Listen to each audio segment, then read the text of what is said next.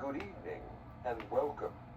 Before our story begins, we ask that you silence all devices and remain seated for the duration of the performance. Tonight you will enter a tale as old as the woods themselves, a tale of wandering paths, whispering trees, and a house that should never be trusted. There will be one 5-minute intermission halfway through the play. You are now entering the world of Hansel and Gretel. Let the story begin. Thank you and enjoy Hansel and Gretel.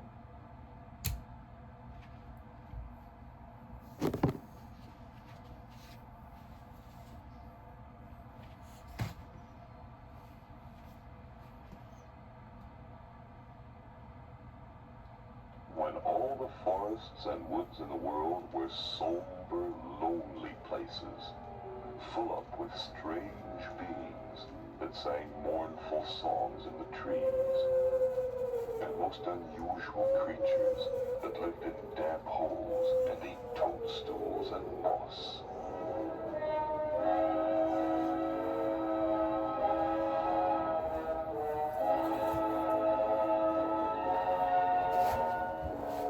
In those days, there were no paths or trails to help you find your way.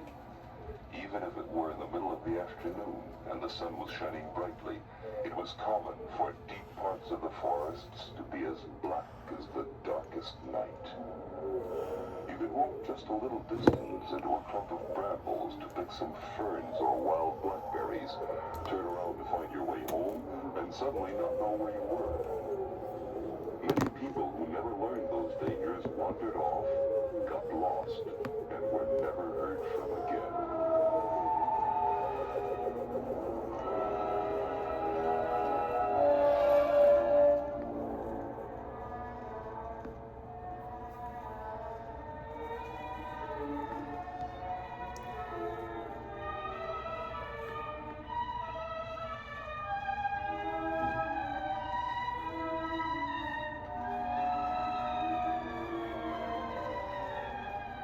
It was near just such a forest that a family of woodcutters lived. The father was a huge man, as tall as a giraffe, with strong hands for holding the enormous axe he used to cut down trees. But his wife was a thin bone of a woman, mean to her children, and always complaining that there was never enough food for them all to eat. We'll absolutely perish with starvation unless there's more food in the markets to bring into this miserable cottage. Or unless there are fewer mouths to feed. It would be one thing if we could eat branches and twigs or roofs and doorknobs, but we can't.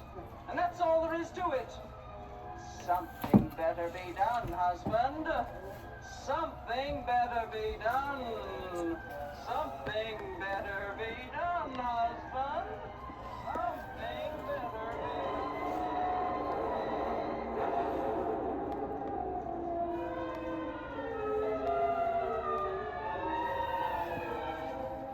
The woodcutter's wife had an orange wart right on the tip of her nose.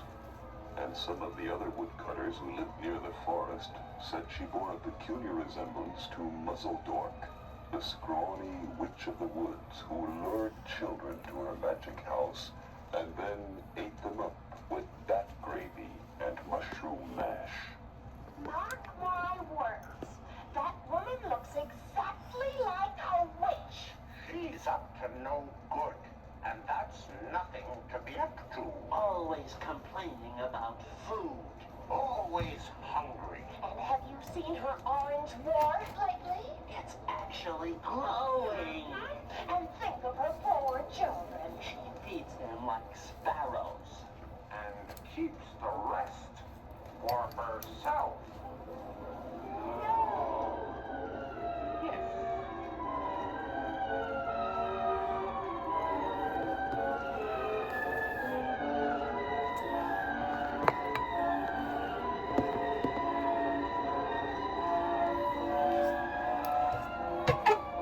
The woodcutter and his wife had two beautiful children called Hansel and Gretel. They were twins, a boy and a girl, each with black hair and green eyes, and each with a special red cape that their father had made for them out of his old woodcutting jacket. But it was true that they never had enough to eat. And although they seldom complained, they were very thin, and it was a long time since their cheeks had been rosy.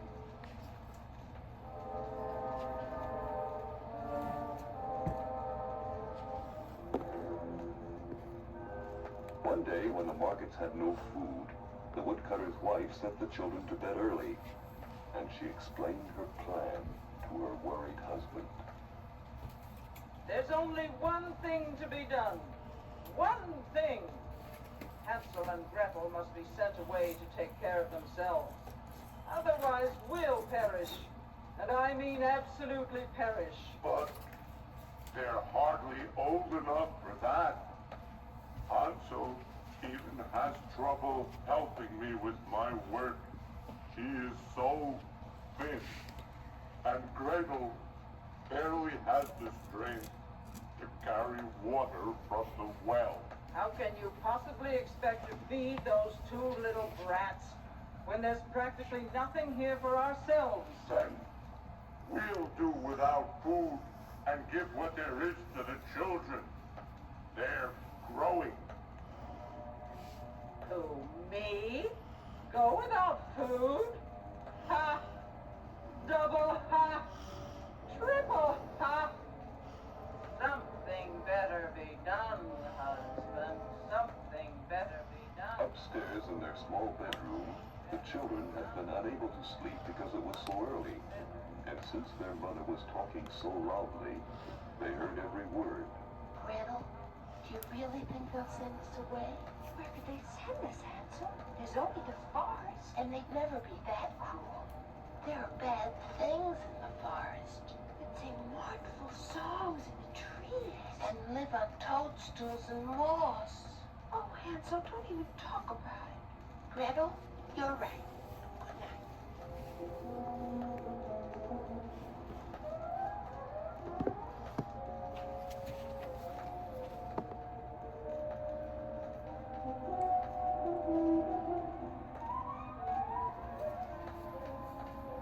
But the weeks went by, and still the markets had no food.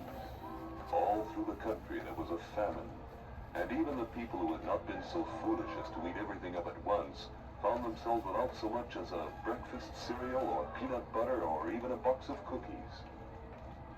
So once more the woodcutter's wife sent the children to bed early without supper of any kind, and fingering the orange wart on her skinny nose, she again revealed her plan. Now listen, and don't give me any argument. Tomorrow morning we'll take the children into the deepest part of the forest. Since you know the way from all your tree chopping, we'll light a fire, give them each a bread crust or something, and pretend to go off looking for new trees to cut down. You mean we'll leave them there alone? Well, not exactly alone. There are always the creatures and beings to keep them company. And anyway, we'll be rid of them. But they're our children. If we let them alone, the wild creatures would eat them. Well then, at least the wild creatures won't be as hungry as we are. Otherwise, all four of us will absolutely perish of starvation. Something better be done, husband. Something better be done. Something better be done, husband. Something better be done. Her words had a hypnotic effect on the woodcutter, whose eyes glazed over as he stared at the wart on her nose, which glowed like an orange bulb. And eventually, not knowing what he was doing, he agreed to her plan. Oh, Hansel, did you hear what they want to do? Don't cry, Gretel. I'll find us a way out.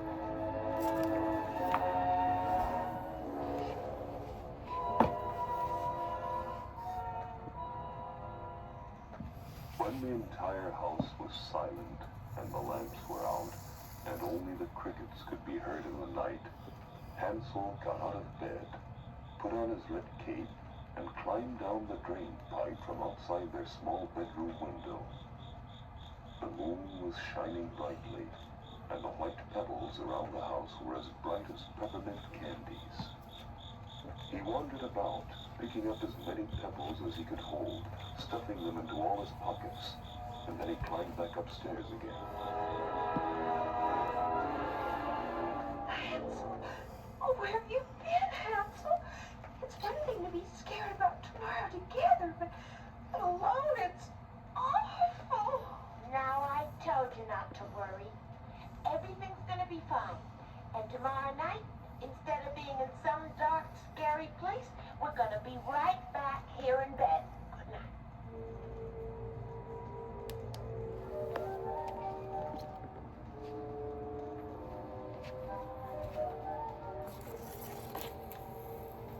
As soon as the sun was up, the mean woman woke them by banging the broom on the ceiling downstairs. Time to get up! Time to get up, you lazy things! We're going into the forest to get some wood. Can't lie around in bed all day, you know. Get up! The entire family dressed, not having any breakfast at all, and set out into the woods. Gretel put their 2 pieces of dinner bread under her cape because Hansel's pockets were full of white pebbles. Every so often, he would reach his hands out into the air and open them suddenly. What are you doing, son? Only trying to catch butterflies, Father. There's so many pretty ones flying around. Don't be such a goon, wasting your time. There's work to be done. But Hansel had not been trying to catch butterflies. He had been dropping a pebble on the ground each and every time he reached his hand out. And by the time he was told not to do it, they were already in the middle of the forest. Now pick up some kindling, children, and make a good warm fire. Your father and I are going to look for some good trees to chop up. If you get tired waiting, go right ahead and fall asleep. We'll be back to get you before dark. Hansel and Gretel huddled by the fire, and when dinner time came, they ate their bread crusts. They waited and waited, such a long time that their eyes got tired, and finally they fell asleep, with their red capes covering them to keep them warm. But when they awoke, it was night time, and no one had come back for them. Oh, Hansel! They have left us alone to die. We'll be eaten up by some creature. Now don't get scared again. As soon as the moon comes out and we can see a little better, I have a surprise for you. The moon was still full when it rose, the way it had been the night before.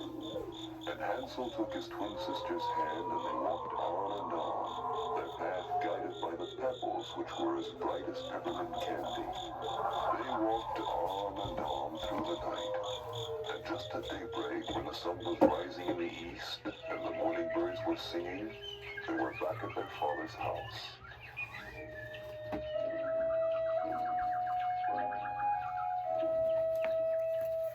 They knocked at the door, and when the woman opened it, she was shocked to see them still alive. But she pretended it had all been their fault. You bad, lazy things! Why are you sleeping so long in the forest? We thought you weren't coming back anymore. Get inside! But their father was happy because the spell had worn off, and he threw his arms around them, seeing that everything was still all right.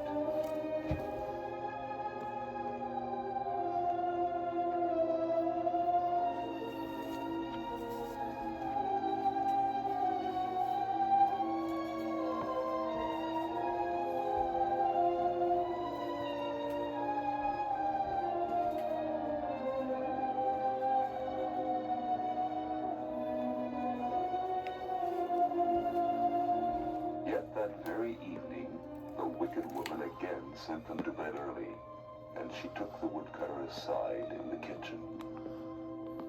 Now look, we've eaten everything there is to eat in this house except the knives and forks. The children simply cannot stay here one day longer. But listen, No listening about it. Something better be done, husband. Something better be done. Something better be done, husband. Something better be done. Oh, Hansel, Something better she's be done. hypnotizing him again. Something better. And what do we do this time? You've used up all the white pebbles. We can use the bread she gives us instead. I'll break off crumbs and drop them behind us the same way I did last time. Oh, that's a good idea.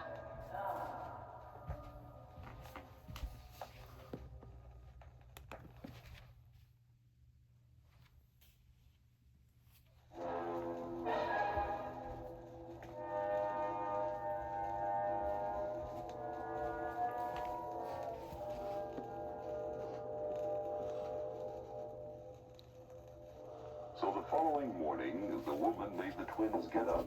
You lazy things. Can't run around in Gretal all day, you know. And gave them each a piece of bread, shouting that they should hurry since there was work to be done.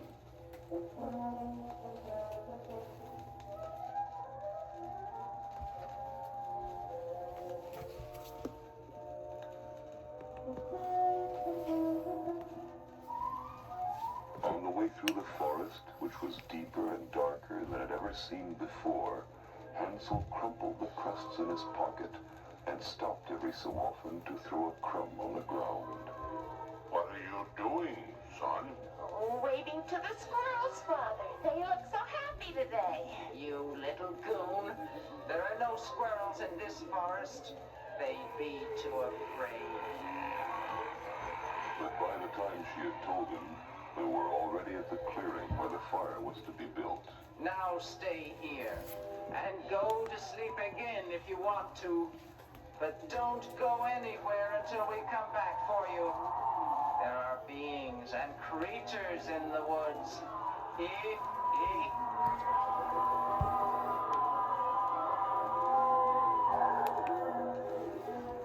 When it was dark, they finally fell asleep, and no one came to bring them home. Still, when the moon rose, they were not afraid, because their trail had been marked. Come on, Gretel. We'll get back without any trouble. All we have to do is follow the crumbs. Now that's strange. They ought to be right here. Are there any over where you are? Everywhere they looked, there was not a single crumb. The birds of the forest, being hungry themselves, had come and eaten them all. This time, with the woods full of terrible night noises, they were truly lost. Never mind, Hansel. Find a way.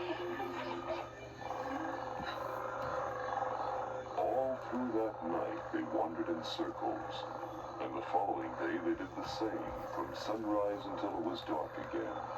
But there was no way at all. No trail, no path, no sign that was friendly. And always there came weird and peculiar noises. Sounds that chilled their hearts so that they threw their arms around each other for protection. It's getting awful spooky in here. And I'm hungry. We didn't even have those crusts last night since you used them to mark the trail. I'm pretty tired, too. Are you tired, Gretel? Oh, yes. We've been walking for so long. Couldn't we rest under that funny tree there and sleep a little bit? Yeah. They fell asleep under the curious tree that had a blue trunk.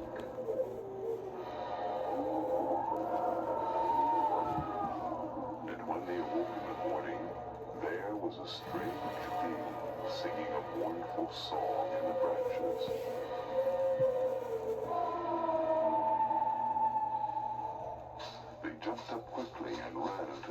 into a clearing not 10 feet away. And there they saw something wonderful. Oh, Hansel, it's a house. Look, a little house. And look, the roof is made of candy. And the walls are made of sponge cake. And the doorknobs are chocolate. Oh, look, the knocker is an apple pie. Hansel reached up and broke off a piece of the door knocker. And it was apple pie. Gretel twisted away part of the wall, and that was a fudge cake. The whole house, the chimneys, shutters, windows, drain pipes, they were all something wonderful to eat. Vanilla and strawberry sundaes, peanut clusters, pistachio eclairs, almost anything you could think of. But while they were eating, a scrawny old voice called out. Eating, eating, always eating. Who is eating up my house? And the lemon sherbet door flew open all at once. The children screamed. For there, jumping about in a pointed leather hat, was Muzzledork, the Witch of the Woods.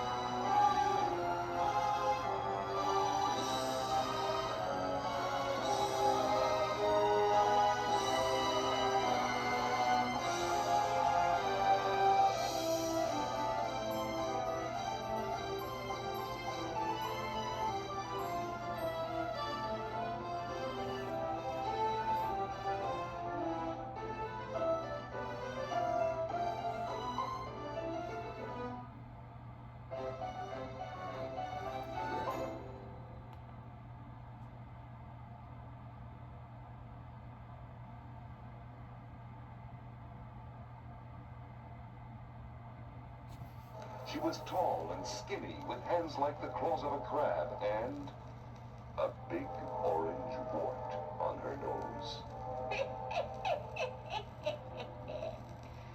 Nibble, nibble, time is over, brats. Now it's my turn. I think I'll have you in a stew with bat gravy and mushroom mash. Why, it's been years since I had a boy and girl supper. Before they could turn and run away, they were wound up with invisible rope and tossed into large wooden cages next to Muzzledork's boiling pot. She used her magic to capture them, because her eyes were almost blind from living in the deep woods so long. Now you, little girl, you will do the work. Go and fetch some ice cream sodas from the well outside, and some cake from the wall. We're going to fatten up your brother because I've decided to eat him first. And don't try to escape since I have a doomed beastie guarding the grounds. He usually eats toadstools and moss, but he'll also chew up little girls. Terrified, Gretel crept out to the witch's well and drew up a pail of vanilla ice cream soda which she gave to Hansel. And sure enough, there was a doom beastie watching her the whole time, so she could not run for help. Good. Now we'll feed your brother on candy and soda until he's good and fat. And when he's as fat as I want him, I'll put him in a pie. Hurry up now and get some chocolate doorknobs. And you, Hansel, stick your finger out through the cage so I can see how fat you are now. My eyes are not too good. Thinking cleverly, Hansel took up a piece of straw from the floor of the cage and stuck it out through the bars. Why, there's nothing to you. All skin and bone. Worse than me. It will take weeks to fatten you up. But never mind, we'll do it. My pot is boiling and waiting. Oh, you'll be tasty with a little fat mash and red pepper and Bermuda onion. But as the weeks went by and Gretel ran back and forth to the well and Hansel stuffed himself with good food, there was no way for old Muzzledog to tell how fat he was. Because each time she asked to feel his finger, he held out the piece of straw instead. And each time Gretel thought of running away to try and find help, the horrible doom beastie snarled at her and showed its teeth. Finally, after a month, the witch lost patience. I don't care how skinny you are, brat. I'm hungry. And when I'm hungry, I eat. Tonight, young man, I'm having you for dinner. And tomorrow, your sister. The witch set about putting more logs under her boiling pot and got an old ladder out of her barn to lean against the side. Why are you putting that ladder there? To climb up on, of course, and dump your brother in after I've killed him off. Who else would I get him in such a tall pot?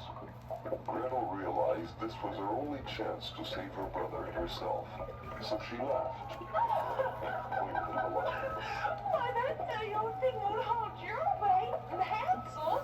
It probably would fall apart with just you on it.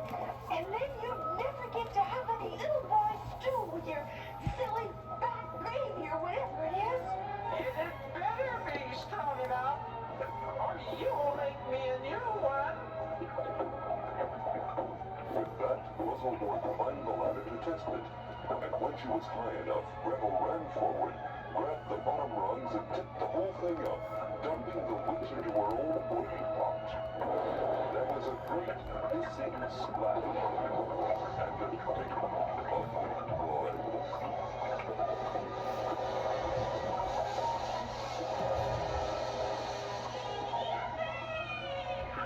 Golly, you've done it! The birds on my cage have disappeared! It was true, and not only had the bars disappeared, but the huge boiling pot turned into a chest of silver and gold. And outside, the doom beastie changed into a big, friendly farm horse that made a cheerful hello. Come on, sister, quick! Let's get this going over the horse's back and then climb on ourselves. A good old horse always knows his way back to his master's farm. So they tied on the chest, gave the horse a lump of chocolate doorknob, and off they galloped through the forest until they came to the very village where their father's house was. All the neighbors gathered round them, gazing at all at such wealth, and exclaiming, The woodcutter's children! We thought they were lost, eaten up by beings, creatures. Instead, they're rich. And sides.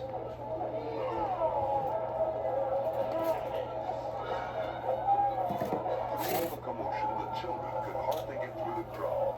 But when they finally did, they found their father running to meet them. He picked them up, one in each huge arm, the big horse trotting behind them with the chest on his back. Strangely enough, the woodcutter's evil wife had vanished in a puff of smoke at the same time the witch had been boiled up in her own pot in the woods. So all their troubles were at an end, and they never gave a thought to going hungry again. The woodcutter bought a brand new axe to cut down even bigger trees.